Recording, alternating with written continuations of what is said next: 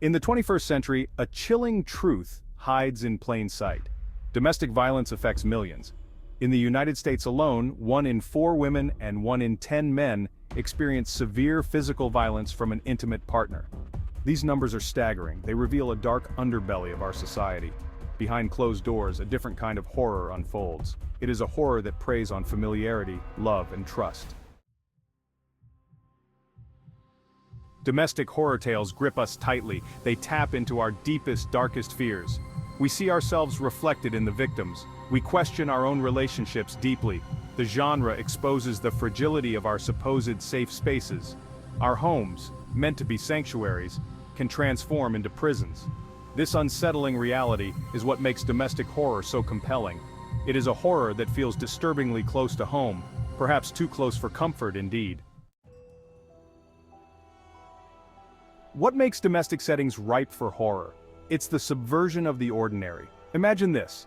A crib, usually a symbol of joy, becomes a source of dread. A family dinner, meant to be a time for connection, descends into chaos. These scenarios are unsettling because they twist our perceptions. They show us that nowhere is truly safe, not even in the supposed sanctuary of our homes. This is the power of domestic horror. It thrives on the violation of our most basic expectations. Sadly, truth often surpasses fiction. Real-life cases of domestic horror are abundant. Take the story of Diane Downs. In 1983, she shot her 3 children, killing 1.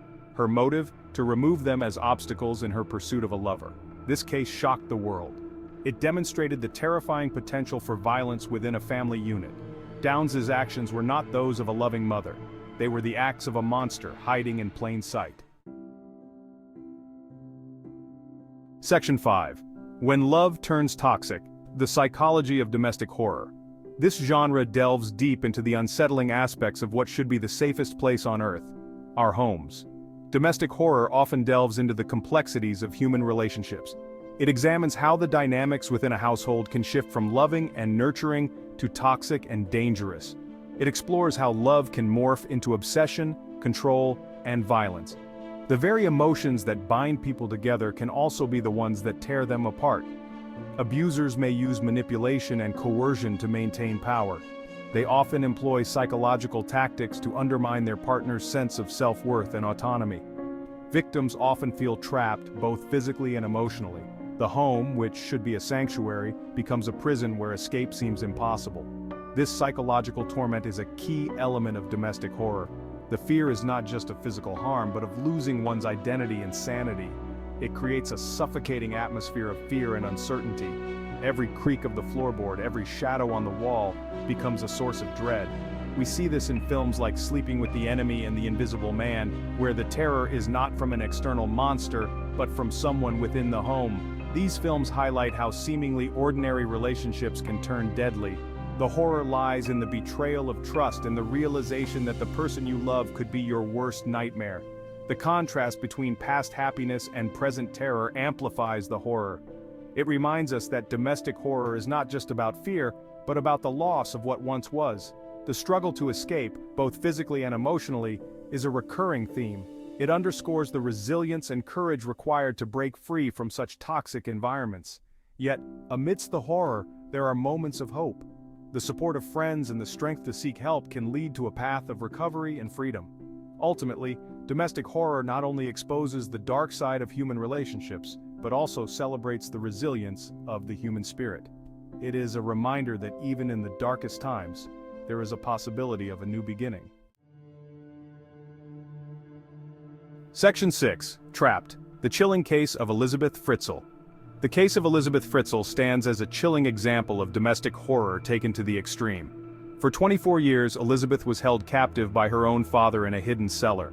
She endured unimaginable abuse, giving birth to 7 children fathered by her captor. The conditions in which she lived were beyond comprehension, a nightmare that seemed never-ending. This case sent shockwaves across the globe. The world was horrified as the details of her captivity emerged, revealing a story of unimaginable cruelty and resilience.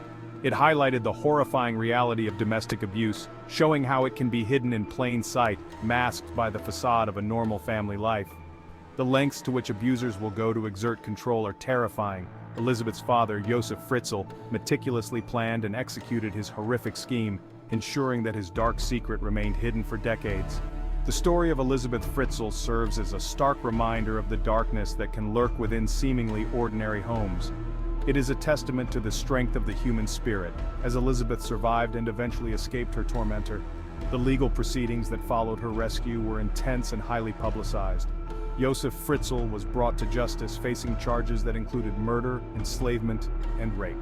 Elisabeth and her children received extensive psychological support to help them heal from the trauma they endured.